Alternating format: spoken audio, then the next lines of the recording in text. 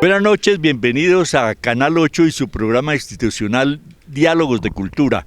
Estamos en octubre, pues de muchas celebraciones en Chía, como quiera que este monumento que está a mis espaldas fue inaugurado el 12 de octubre de 1935, después de haber hecho un contrato entre el personero municipal y los estudiantes de Bellas Artes de la Universidad Nacional Jiménez, Sánchez y Neira, quienes interpretaron el mito de creación muisca que dice que por orden de Chiminigagua, el señor de la luz y creador del universo, Bachué y Sugunzúa emergieron de la laguna de Iguaque cerca de Villa de Leyva con el propósito de poblar el mundo muisca.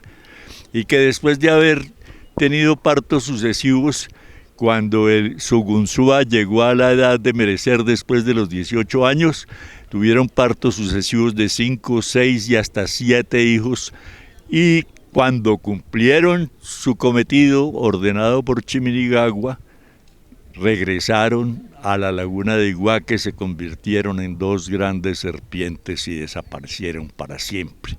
Eso lo interpretaron los 3 estudiantes de Bellas Artes de la Universidad Nacional que pertenecían al movimiento Bachué, que fue establecido por Rómulo Rosso, Luis Alberto Acuña y José Domingo Rodríguez, ganadores de un premio del primer encuentro iberoamericano de artistas en Sevilla, España, en el año de 1929, y que como consecuencia de un encuentro de Rómulo con Pablo Picasso en Montmartre, en París, le preguntó Pablo Picasso a Rómulo, le dijo: ¿qué estás haciendo? Dijo: una escultura. ¿De quién? De Bachué. Y le relató la leyenda, el mito de creación muisca, y Picasso quedó impresionado. Le dijo: Rómulo, ¿qué haces aquí?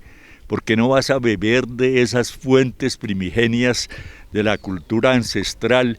Y de ahí saldrán artes por todas partes. Y efectivamente llevó su Bachué a Sevilla, decoró las 4 fachadas, pues el lote era grande, y la sede que les daban ya estaba en construcción. Entonces la decoró con motivos ancestrales muiscas, y eso fue un éxito rotundo en Sevilla, 1929, repito, y entonces de ahí se entusiasmaron esos 3 genios de las artes colombias de la época, y establecieron ese movimiento Bachué. Cuando llegaron aquí a Chía, fueron a la Fuente de las Piedras, arriba del Cerro de la Valvanera, y trajeron 2 piedras, una para el altar mayor de la iglesia parroquial de Santa Lucía y otra para hacer este monumento que está a nuestras espaldas. Ese monumento inicialmente lo propusieron como una pirámide trunca, y resulta que lo que los 3 escultores hicieron fue un prisma triangular, y en cada cara del prisma hicieron una efigie. A la derecha aparece un indígena con una mata de maíz y una mazorca, porque nosotros desde ese tiempo ancestral éramos cultura del maíz. Los españoles quedaron encantados de ver que con una sola mata producíamos lo de comer y lo de beber, tanto la chicha, el masato, el guarapo, la mazamorra, como las arepas, y entonces quedaban admirados. Ellos estaban acostumbrados a tomar vino, y de la vid sacaban el vino, pero el pan del trigo. Entonces nosotros con una sola, y con conocimiento y experiencia. En la otra cara del prisma aparece una indígena con una mochila terciada y una coa, un palo con el que después de la época de invierno, el suelo estaba blando, ahollaban el piso, y en la mochila llevaban las semillas, tapaban con el pie izquierdo de tal manera que al dar un paso las filas y las hileras quedaban perfectas, y como que facilitaban la recolección de la cosecha, porque no solamente cogían la mazorca, sino que también los tallos del maíz los utilizaban después de secos para cubrir los bohíos. Eran muy inteligentes los muiscas, por eso a veces ese encuentro de 2 mundos, el 12 de octubre de 1492, cuando Colón llegó aquí buscando que con una teoría. Si la Tierra es redonda, le dijo a la reina Isabel, saliendo por Occidente tenemos necesariamente que llegar a Oriente. Y se vino y se tropezó con un mundo nuevo que no conocía, y él convencido de que eran las Indias. Tuvieron dificultades para comunicarse porque ni ellos, que eran no todos de Castilla, castellanos, ni vascos, ni catalanes, también había gente de manchegos, gallegos, de todas partes. Entonces era una confusión de lenguas lo que se encontró Colón aquí, con 64 otras lenguas que teníamos, empezando por el guayunaque, el arhuaco, cancuamo, después los emberá, los cativos, y 64 lenguas. Entonces tuvieron muchas dificultades, pero todo eso vamos a relacionarlo aquí el 12 de octubre entre las 11 de la mañana y las 2 de la tarde, porque en televisión el tema es muy corto y tenemos que ser rápidos, como ustedes se han podido dar cuenta en la relatoría. Y tenemos hoy una invitada muy especial, Lucero Mendoza, quien desde hace unos 4 o 5 años, no sé, ya nos contará cuánto tiempo hace que se desempeña como vigía del patrimonio. Vigías del Patrimonio es una institución que creó el Ministerio de la Cultura desde el año 1987 y después confirmó a través de la ley 1185 para que vigilaran el comportamiento de los entes municipales, regionales y nacionales acerca de cómo trataban el patrimonio cultural, arquitectónico, monumental, pero también el patrimonio inmaterial. Acuérdense que tenemos Carnaval de Barranquilla, Carnaval de Blancos y Negros, tenemos las misas de Popayán, Semana Santa en Mompox, pero también tenemos mitos, leyendas, música, forma de vestir, la gastronomía. Tenemos el patrimonio, quien lo creyera, paleontológico, por ejemplo, en Villa de Leyva, donde todavía estudiamos los dinosaurios, o espeleológico, como en Chía. Aquí tenemos un cartel del Moán, que es un mito, una leyenda de un señor de luengas barbas que salía y enamoraba a las mujeres jóvenes y bonitas y las llevaba al fondo de los ríos. Pero nosotros en este caso tenemos una cueva del Moán, que es patrimonio cultural espeleológico, y hay que recuperarlo para el turismo, para el dominio de la gente que habita el resguardo indígena. Pero, Lucero, cuéntanos, ¿qué es vigía del patrimonio? ¿Qué es ser vigía y qué han hecho los vigías por el patrimonio cultural de Chía? Buenos días, gracias mi querido Eduardo. Sí, vigía es, como lo has dicho, vigilantes del patrimonio, tanto material como inmaterial. Y sí, en Chía tenemos una serie de elementos que no han sido todavía catalogados como principales culturas que nos representen de patrimonio natural, como natural, inmaterial y material. Tenemos, por ejemplo, como lo que tú decías, la Cueva del Moán no ha sido, está dentro de una finca amoyá hacia la Valvanera. Y esto lo tenemos que seguir haciendo el estudio y mirar a ver cómo recuperamos ese sitio. Más abajo está el llamado Nacimiento, que ese Nacimiento fue también en principio el centro de, como de adoración, porque es el nacimiento del agua. De ahí se desprendió la llamada Quebrada de Tiquisá, que finalmente vamos a ver si recuperamos, porque este gran sitio natural se está perdiendo. Entonces, más hacia allá está la quebrada también de Fagua, que también necesitamos recuperar. Dentro del municipio también hay varios monumentos, como el Cacique, el puente del Cacique, que está abandonado y tenemos que recuperar. Tenemos también muchos sitios emblemáticos, como la casona de Santa Rita, que la están dejando caer. Dicen las malas lenguas que para hacer un instituto allá o hacer vivienda de interés social, etcétera. Pero con todos vamos a intentar recuperar esa casona, porque además se le giró a nombre de ella un poco de plata que todavía está por verse qué van a hacer con ella, o para dónde se fue ese dinero, o que nos digan qué vamos a hacer con esa casa. Yo llevo 4 años de vigía, 4 años de esta gobernación de Luis Carlos Segura, y no hemos absolutamente recuperado nada. hemos hecho estudios nosotros, tenemos la verdad sobre muchas cosas, muchos sitios, pero la verdad es que nos falta hacer muchísimo. Y pues, Eduardo, gracias por preguntar, porque realmente hay muchas cosas por hacer en Chía. Sí, acuérdese de la casona de Fusca, por ejemplo, o el patrimonio arqueológico que tenemos en la Piedra del Indio, que está en la misma vereda de Fusca. Hay que recuperar porque pues me parece que le han hecho mantenimiento a la estación del tren La Caro, pero hay que recuperarla es para que nuestros artesanos tengan la posibilidad de vender, nuestra gente que prepara comidas típicas locales pueda vender un ajiaco, una empanada a la gente del tren y obligarlos a parar, como en Cajicá. ¿Por qué no? Para que reconozcan desde ese punto estratégico el castillo de Marroquín, el puente del Común, la estación del tren, el preseminario que hay arriba de la... Esos sitios ya han sido emblemáticos, pues ya todo el mundo conoce qué es el puente del Común, qué es el castillo de Marroquín, pero hay muchos sitios abandonados como el puente del Cacique. Hacia allá hay un puente que se llama Puente Peralta que también está siendo abandonado, tiene historia.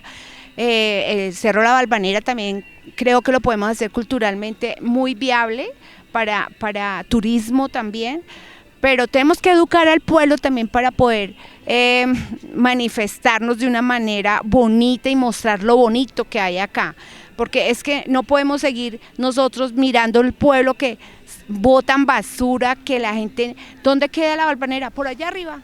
Y no indican dónde, cuál es el camino para ir, dónde queda el puente del Cacique, nadie sabe dónde queda el puente del Cacique, está abandonado, o sea, eso empezamos por hacer, por visibilizar esos sitios, limpiarlos, adecuarlos, tenemos que empezar por eso, Eduardo.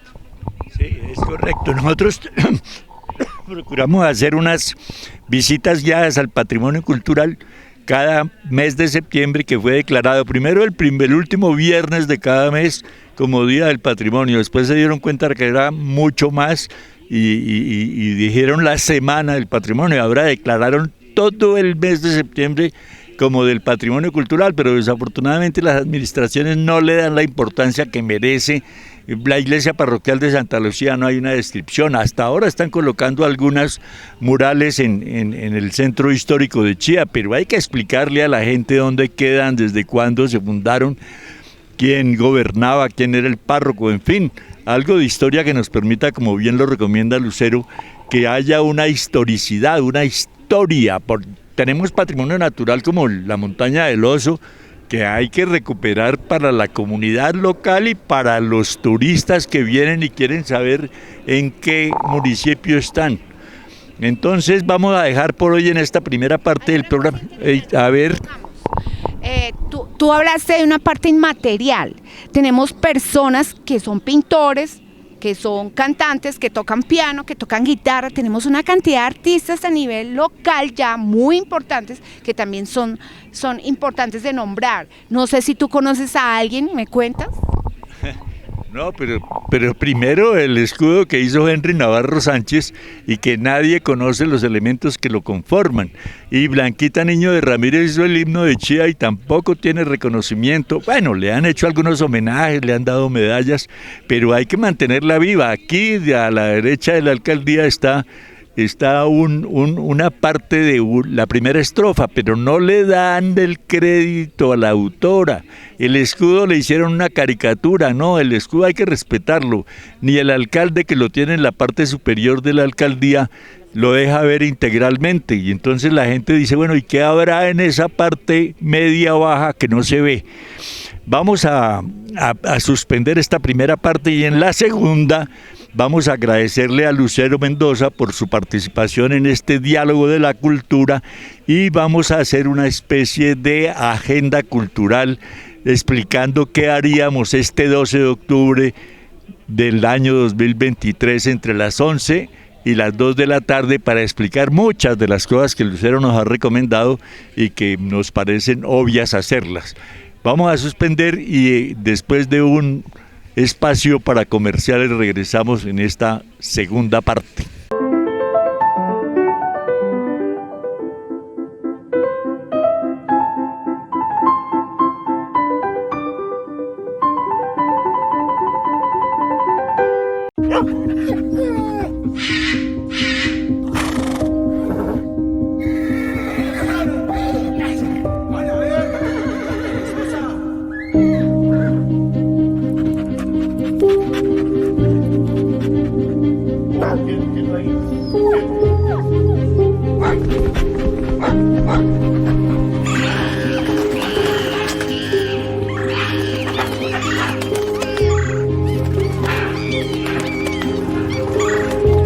diario miles de animales sufren maltrato físico y emocional grave. El cautiverio, la violencia física y el abandono pueden provocar su muerte. La Fiscalía General de la Nación lucha contra este delito haciendo justicia a través del Grupo Gelma. Denuncia en la línea 122. Fiscalía General de la Nación, en la calle y en los territorios.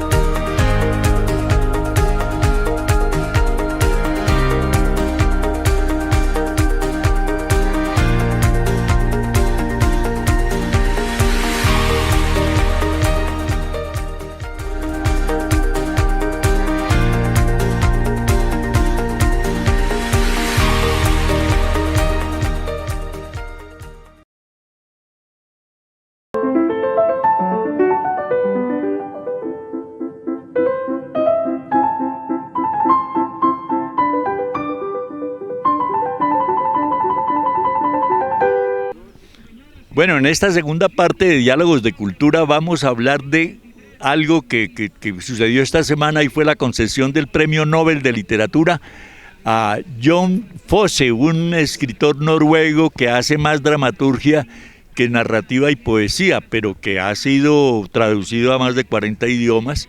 Y entonces pues vale la pena registrar ese hecho como muy importante de Diálogos de Cultura para que leamos a Jon Fosse, el noruego que superó a muchos como Murakami, que es un escritor japonés al que siempre le han dicho esta vez sí y esta vez tampoco.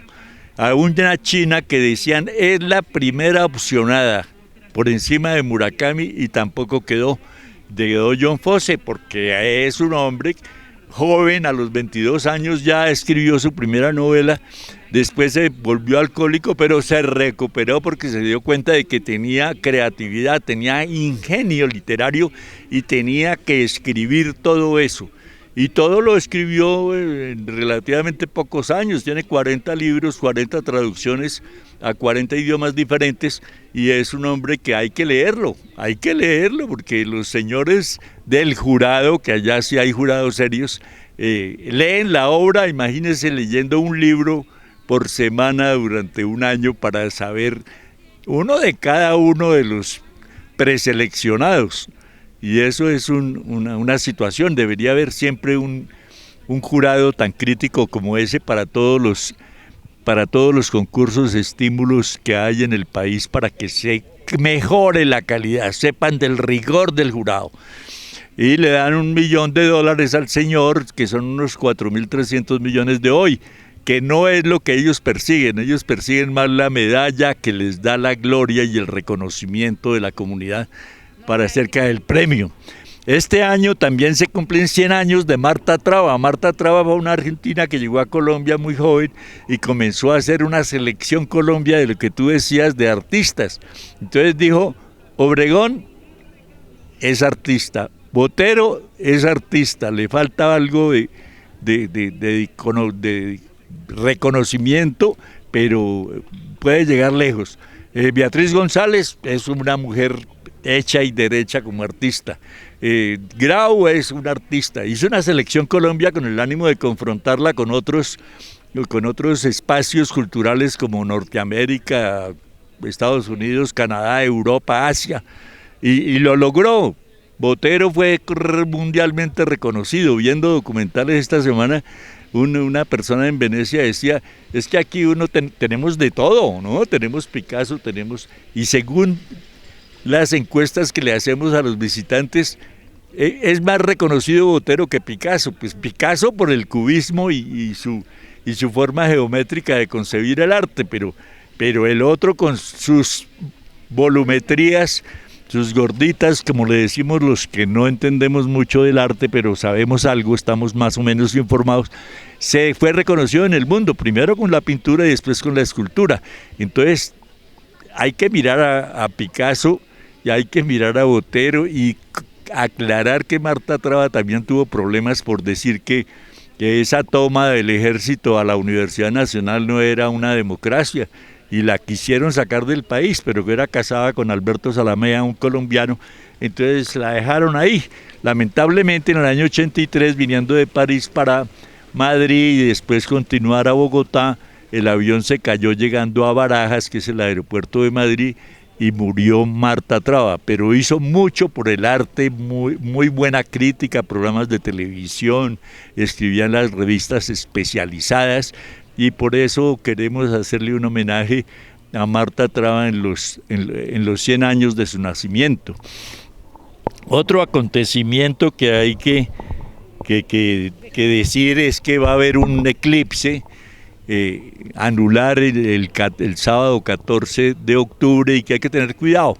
Ya lo dijimos aquí en Diálogos de Cultura, pero es bueno reiterarlo, protéjanse, están vendiendo unas gafas que reúnen los requisitos técnicos científicos para poder mirar el eclipse sin riesgo para los ojos, porque los niños están en una semana de receso escolar y los papás los dejan salir con los amiguitos, se ponen a mirar el fenómeno y pueden resultar afectados sus ojos. Total que hay que utilizar o un vidrio número 14 del que utilizan los soldadores de la soldadura eléctrica para que no tengan un contacto directo con los rayos ultravioletas del sol, y se verá parcialmente en Colombia dependiendo de la nubosidad del día. Pero reitero, mucho cuidado con eso del eclipse anular de sol. Y para finalizar quisiera decirles que insisto en que el 12 de octubre, jueves, vamos a estar aquí con no solamente estos tableros donde indicamos cuáles eran las labores principales de una tribu muisca y algunas otras cosas que trajimos desde el ICANN, que es el Instituto Colombiano de Antropología e Historia, y otros que nos dio el Instituto Humboldt en relación con algunas figuras de artistas a quienes les dieron un mito de creación de diferentes culturas ancestrales para que produjeran una obra de arte. También las traemos y como ustedes pueden ver, y van a hacer un paneo ahora gracias a la colaboración del periodista William, vamos a ver unas fotos que nos recuerdan cosas como que el monumento a la raza no siempre estuvo ahí, estuvo más a la derecha nuestra, cerca de la iglesia parroquial, y tenía un cerramiento con motivos muiscas